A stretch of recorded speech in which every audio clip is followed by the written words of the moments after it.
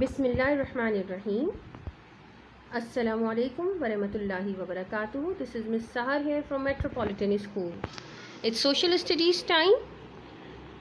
Today, beta, as you know, we have almost completed our all lessons for revision. Okay जितने भी units आपकी outline में given थे बेटा वो तमाम हम कंप्लीट कर चुके हैं रिवीजन में. So now what we are going to do today? Yes, beta, we are actually going to learn that how you should prepare yourself for exams. हम किस तरह बहुत अच्छे तरीके से एग्ज़ाम्स के लिए ख़ुद को प्रिपेयर कर सकते हैं. सो while we are preparing ourselves for exam, we should start from the most easiest things. Alright? So social studies के पेपर में सबसे आसान चीज़ होती है objectives. ऑब्जेक्टिव्स में क्या चीज़ें इंक्लूड होती हैं? इसमें सबसे पहले इंक्लूड होता है fill in the blanks, true false, wrong statements. Wrong statements क्या होती हैं? जिनको करेक्ट करके रीराइट आपको करना होता है. ये मैंने रिवीजन वीडियो में भी आपको एक्सप्लेन किया था. आपकी बुक में कुछ एक्सरसाइजेस इस तरह हुई हैं बेटा जिसमें आपको रॉन्ग स्टेटमेंट्स को करेक्ट करके रीराइट करना होता है. ओके ये तमाम ऑब्जेक्टिव बेटा ईजीएस्ट टू लर्न होते हैं, इसलिए हमें सबसे पहले इनकी प्रिपरेशन करनी चाहिए और कोशिश करनी चाहिए कि ऑब्जेक्टिव्स में हमारे 100% मार्क्स आएँ. Alright, then we should move forward towards the short questions. Short questions किस तरह के होते हैं उसकी कुछ एग्जांपल्स बेटा मैं बता रही हूँ आपको. What do you mean by import and export? यहाँ बेटा इस क्वेश्चन में आपको सिर्फ इंपोर्ट या एक्सपोर्ट की डेफिनेशन लिखनी है, या ये भी हो सकता है कि पेपर में आपसे सिर्फ इंपोर्ट या एक्सपोर्ट की डेफिनेशन पूछी जाए.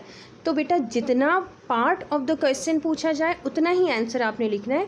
ज़्यादा डिटेल लिखने की ज़रूरत नहीं है शॉर्ट क्वेश्चंस में.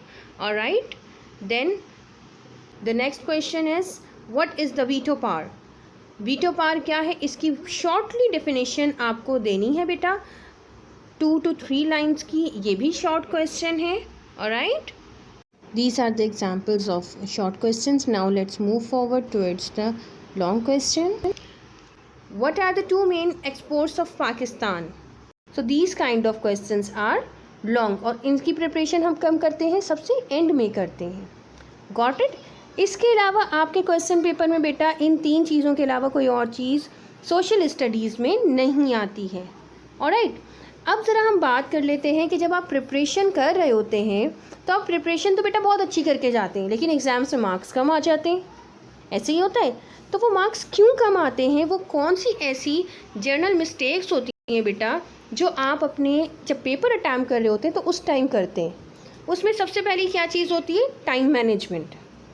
टाइम मैनेजमेंट किस चीज़ को कहते हैं बेटा? कि जैसे ही सबसे पहले पेपर आपके हाथ में आए, आपने दुआ पढ़ने के बाद पेपर जब अटैम्प्ट करना शुरू करते हैं तो सबसे पहले अपना टाइम मैनेज कर लें कि इतना टाइम ड्यूरेशन में मैंने अपना ऑब्जेक्टिव अटैम्प्ट करना है, और उसके बाद या fill in the blanks attempt करनी है, और उसके बाद इसको इतने टाइम जो है ना मुझे रीचेक करना है.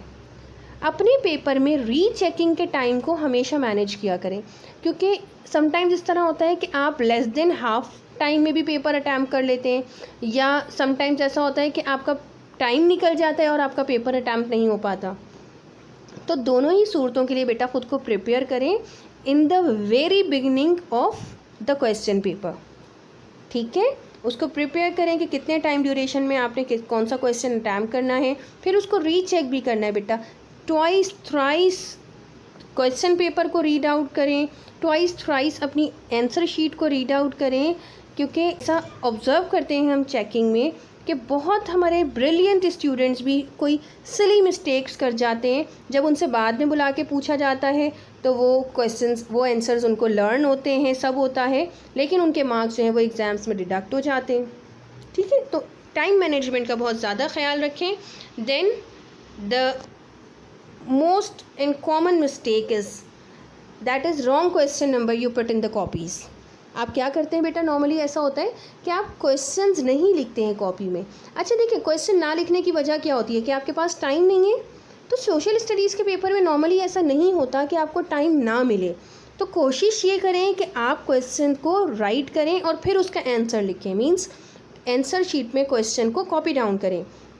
लेकिन अगर आप नहीं भी कर रहे बेटा तो भी इस चीज़ का ख़ास ख्याल रखें कि आप क्वेश्चन नंबर क्वेश्चन पेपर से बिल्कुल ठीक कॉपी डाउन कर रहे हो। यानी कि आप अपनी कॉपी की सीक्वेंस नहीं बनाएंगे question number 1, question number 2, question number 3, बल्कि आप कौन सा क्वेश्चन लिखेंगे कॉपी में, आप वही क्वेश्चन नंबर डालेंगे जो आपकी क्वेश्चन पेपर में गिवन होगा। ठीक है, अगर आप ऐसा नहीं करेंगे आपका आंसर चाहे बिल्कुल ठीक हो लेकिन क्वेश्चन नंबर रॉन्ग लिखने की वजह से आपका पूरा आंसर बेटा रॉन्ग हो जाएगा। तो इस चीज़ को मेक श्योर कीजिएगा कि राइट क्वेश्चन नंबर आप डाल रहे हो। देन बेटा you most probably right the wrong spellings. अच्छा, नॉर्मली ऑब्जर्व क्या किया गया है कि आप लोग डिफ़िकल्ट वर्ड्स तो लर्न कर लेते हैं स्पेलिंग्स उनकी, लेकिन जो इजी होते हैं ना उनकी स्पेलिंग्स को लर्न नहीं करते। और कुछ स्पेलिंग्स जो सोशल स्टडीज़ में आप लाजमी कर रहे होते हैं उसमें इन्वायरमेंट की और गवर्नमेंट की स्पेलिंग्स ऐसी हैं जो हर मोस्टली तमाम स्टूडेंट्स करते हैं, that is government and environment. क्योंकि हम उसे प्रोनाउंस गलत करते हैं इसीलिए उसकी जो है वो हम लिखते भी उसको गलत है। हम प्रोनाउंसिएशन करते हैं गवर्नमेंट और इन्वायरमेंट को कहते हैं इन्वायरमेंट, इसलिए हम दोनों के एन नहीं लिखते। तो इसको मेक श्योर कीजिएगा कि ये दोनों स्पेलिंग्स आपकी रॉन्ग ना हो बेटा। Now you can see the answer sheet where you are going to attempt the answers.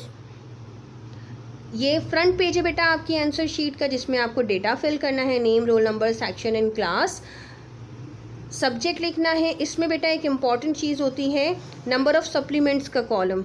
तो जितनी सप्लीमेंट्स आप अटैच करेंगे बेटा उसके नंबर ऑफ़ सप्लीमेंट, यानी कि आपने 1 सप्लीमेंट ली, हाफ सप्लीमेंट ली, 2 सप्लीमेंट्स ली, उनके नंबर्स आपको ज़रूर पुट करने हैं। फ्रंट पेज आंसर्स लिखने के लिए हम कभी भी यूज़ नहीं करते बेटा आंसर शीट का, आप हमेशा नेक्स्ट पेज से आंसर्स लिखा करें। ऑलराइट बेटा, it's all about from my side today. Thank you so much. अल्लाह हाफिज़।